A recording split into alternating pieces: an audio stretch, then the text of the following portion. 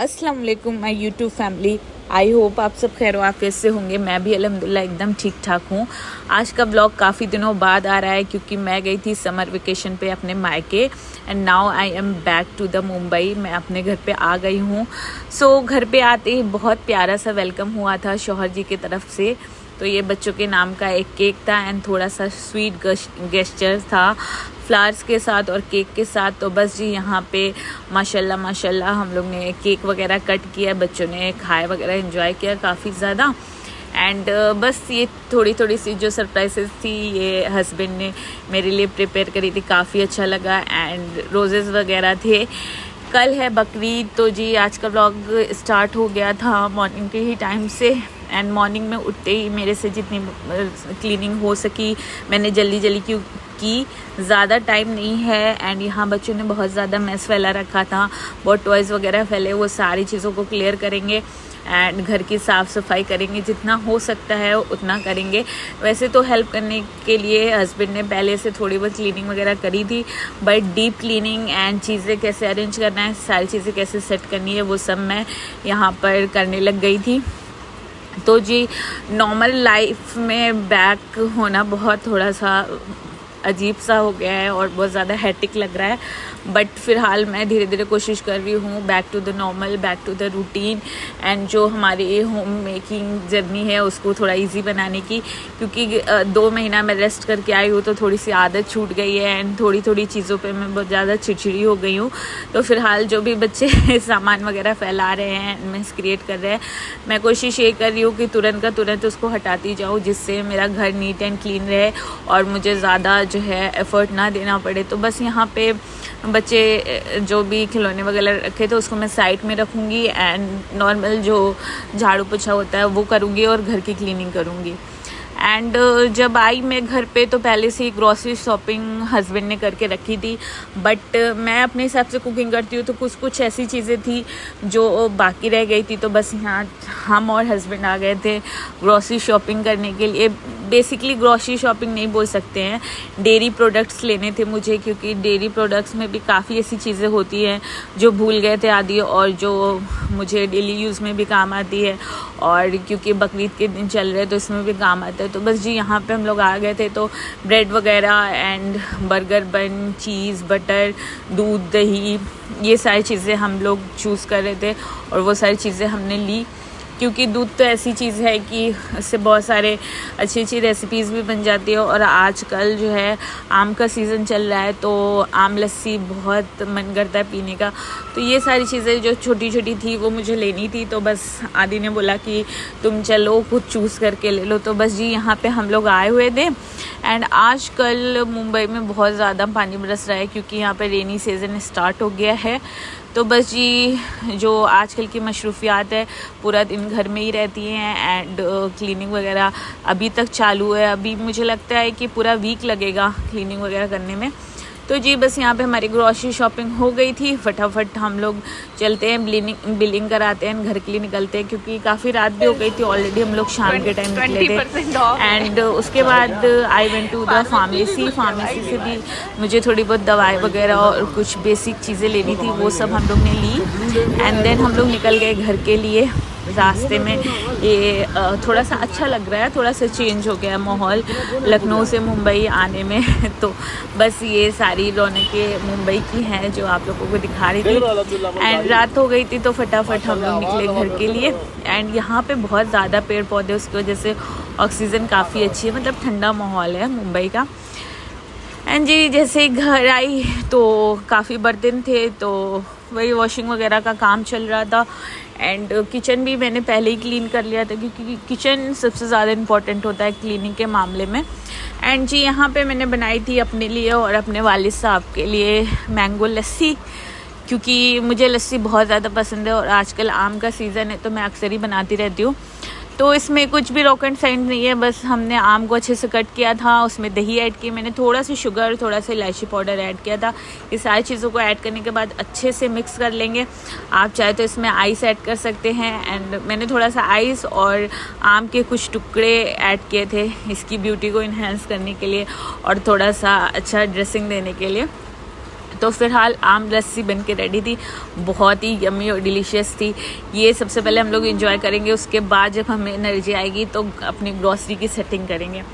तो जी चलिए दिखाते हैं आपको कि मेरी जो ग्रॉसरी बच गई थी आदि के करने के बाद वो क्या क्या है। तो बेसिकली मुझे डेयरी प्रोडक्ट और कुछ ऐसे कुकीज़ वगैरह लेने थे कि कोई गेस्ट आए उसको देने के लिए। तो बस यहाँ पे नींबू पानी वगैरह लिए, क्योंकि बकरीद का टाइम चल रहा है तो आजकल ज़्यादा नॉनवेज बन रहा है, तो बस उसको हजम करने के लिए दूध, दही, ब्रेड, बन, मक्खन एंड ये सारी चीज़ें बस मैंने ली थी फटाफट। जो थोड़ी बहुत चीज़ें बची थी वो यहाँ पे हम लोग ने रखी है, और बाकी का थोड़ा थोड़ा व्लॉग जो है मैंने शूट करके रखा था, मतलब क्लिप्स शूट करके रखी थी मैंने बकरीद की, वो भी इंशाल्लाह आपको इस व्लॉग में शेयर करूँगी।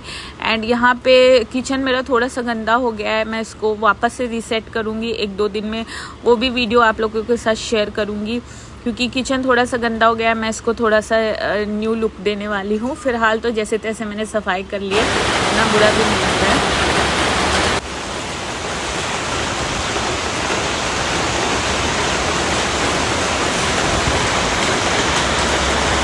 सो जी ये था बकरीद का व्लॉग, मतलब बकरीद के दिन मैंने ये क्लिप शूट करी थी। तो माशाल्लाह मिनाल यहाँ पे अच्छे से रेडी हो चुकी है।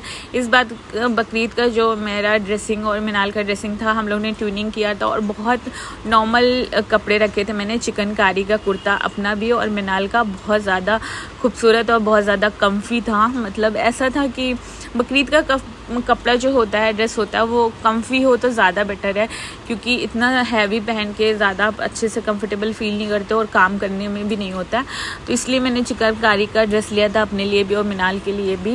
एंड सुबह होते ही सब लोग रोज़ा थे, तो ईद जैसी चीज़ें तो होती नहीं, ईद में कुछ ना कुछ मीठा खा के ही नमाज को जाते हैं, बट बकरीद में रोज़ा रहता है जब तक कुर्बानी नहीं हो जाती है। तो जी यहाँ पे बिरयानी वगैरह मैंने रेडी कर ली थी, और हालांकि मैं कल ही आई हूँ और एक ही दिन में सारी मुझे प्रिपरेशन करनी थी। बाकी जो ये शिरमाल देख रहे हो आप, ये सारी चीज़ें जो है मैं लखनऊ से लेके आई थी, और सेवई वगैरह जो है वो भी मम्मी ने लखनऊ से ही कुक करके दिया था, क्योंकि इतने लास्ट मोमेंट पे क्लीनिंग करना एंड सारी चीज़ों को अरेंज करना, सेट करना, फिर ग्रॉसरी शॉपिंग करना, इसको उसके बाद जो है कुकिंग करना और आयरन वगैरह करना कपड़े, तो ये सारी चीज़ें एक साथ पॉसिबल नहीं थी। तो मम्मी ने पहले से ही वहाँ पे थोड़ी बहुत जो तैयारियाँ थी मेरी वो कर दी थी। वैसे भी मीठा ज़्यादा कोई खाता नहीं है, हस्बैंड को ही बहुत ज़्यादा पसंद है, तो इसलिए मम्मी ने उनके लिए सेवई वगैरह बना के दी थी। तो बस यहाँ पे बॉक्स में सेवई थी ऑलरेडी फ्रिज में, इसको एज़ इट इज़ मैंने निकाल के रख दिया था थोड़ी देर पहले। तो ये ज़्यादा ठंडी नहीं है, नॉर्मल टेम्परेचर पे आ गई। इसको हम लोग डिश आउट कर लेंगे। ये है कि मामी सेवई, जो कि हम लोग के लखनऊ में बनती है। हालांकि मुंबई में शीर खुरमा टाइप का कुछ बनता है आइटम, वो मुझे इतना बनाना नहीं आता अच्छे से। इंशाल्लाह मैं धीरे धीरे मुंबई रहते यहाँ की डिशेस भी सीखने की कोशिश करूँगी, और वैसे भी जहाँ जाया जाता है जैसा देश वैसा भेष, तो सीख लेना चाहिए थोड़ी थोड़ी चीज़ें इंशाल्लाह नेक्स्ट टाइम। हालांकि बहुत सारे लोग होते हैं तो इतना ज़्यादा एक्साइटेड नहीं होते ईद बकरीद के लिए। आजकल मैंने लोगों को देखा है कुकिंग करने में एंड ये सारी चीज़ों को सेलिब्रेट करने में बहुत पीछे हटते हैं, बट हमारे यहाँ का तो रिवाज है कि हम लोग के यहाँ तो ये सारी चीज़ें होती हैं। तो मैंने कुछ चीज़ें कुक करी थी, जैसे कीमा है एंड छोले वगैरह है, ये सब बिरयानी वगैरह ये सब मैंने बना लिया था।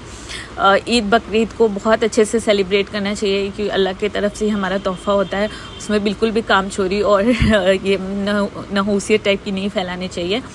एंड बहुत अच्छे से अपनी फैमिली के साथ, अपने शौहर के साथ ईद बकरीद जो भी है सेलिब्रेट करें, अपने घर में रहें एंड बहुत सारी मेहमान नवाजी करें एंड कराएं, बहुत अच्छा लगता है। तो जी बस यहाँ पे सारी चीज़ें करके मैं काफ़ी थक गई थी, तो बहुत ही अच्छे हस्बैंड की तरह यहाँ पे आदि बस बोल रहे तुम रेस्ट करो, मैं फटाफट लंच लगा देता हूँ डाइनिंग टेबल पे। खैर मैं भी बीच बीच में उनका साथ दे रही थी। थक तो मैं भी बहुत ज़्यादा गई थी, क्योंकि अचानक से आने के बाद इतना सारा मुझे करना पड़ा। हालांकि उन्होंने मना किया था ये सारी चीज़ें करने के लिए, मुझे कोई फोर्स नहीं करता, बट क्योंकि मैं अपनी अम्मी को देखते आई हूँ और अपने घर में देखते आई हूँ ये सारी चीज़ें, तो हमारे यहाँ जो रिवाज है इंशाल्लाह मैं उस चीज़ को लेके आगे चलूँगी और जिसके भी निकाह में हूँ, शादी में हूँ, अच्छे से अच्छा अपना बेस्ट करूँगी एंड बच्चे भी इस चीज़ से सीखते हैं। तो बस जी यहाँ पे सारी चीज़ें हो गई थी। हम लोग फटाफट आज बकरीद का लंच एंजॉय करेंगे इंशाल्लाह साथ में। हालांकि अम्मी साथ में नहीं है तो थोड़ी सी उदासी है घर में, बट फ़िलहाल वहाँ पे अप्पी के साथ वो भी अच्छे से एंजॉय कर रही हैं। एंड आफ्टर लंच बस एज़ यूजुअल जो बकरीद की चीज़ें होती हैं, आपको तो पता ही है, हम ख़वातीन के ऊपर थोड़ी बहुत तो जिम्मेदारियाँ हो ही जाती है, ना करते भी हो ही जाती है। तो यहाँ पे खैर गांव के इतना काम नहीं होता, बट थोड़ा मोड़ा जो भी गोश्त आया था उसको मैं सेग्रीगेट करके रख रही थी छोटी छोटी पन्नियों में, जिससे वंस ऑन अ टाइम मैं उसको निकालूं एंड बना लूं। तो मैंने पाव के करीब, मतलब 250 ग्राम के करीब एक में पन्नी में रख दिया था, 5 बोटी 6 बोटी करके, कि मैं एक बार निकालूं और अपने लिए बना लूं, क्योंकि मेरे हस्बैंड मटन नहीं खाते हैं, बस मुझे ही खाना है। उस हिसाब से मैंने छोटी छोटी पन्नियों में करके एंड अच्छे से अपने रेफ्रिजरेटर में इसको स्टोर कर लिया था। जो हमारा मटन का गोश्त है ये सारे हमारे पड़ोसियों ने भेजा है माशाल्लाह, हमारे बिल्डिंग से ये सारी चीज़ें आई हैं। तो शुक्रिया इसके लिए, जज़ाकल्लाह खैर जिसने भेजा है। एंड यहाँ पे भी सारे लोग बहुत प्यारे हैं, अच्छे हैं, बहुत ख्याल रखते हैं। सो जी कुछ इस तरीके से मैंने अपनी बकरीद सेलिब्रेट करी अपनी फैमिली के साथ। आई होप आप लोग को मेरा व्लॉग अच्छा लगा होगा। अगर अच्छा लगा होगा तो please let me know in the comment box and like करना मत भूलिएगा। फिर से मिलते हैं नए व्लॉग के साथ। अल्लाह हाफिज़।